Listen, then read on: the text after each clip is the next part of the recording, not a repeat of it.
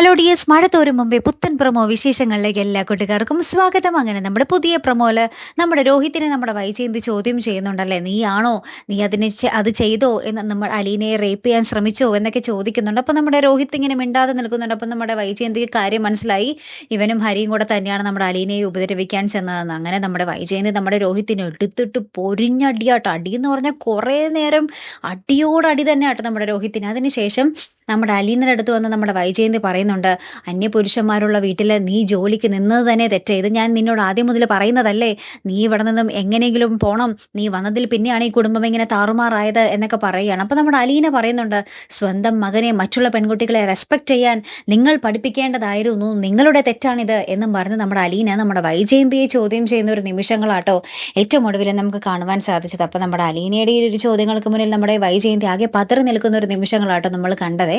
കാത്തിരുന്ന് തന്നെ കാണാട്ടോ. അടുത്തൊരു വീഡിയോയുമായി വരുന്നത് വരയ്ക്കും ഗുഡ് ബൈ.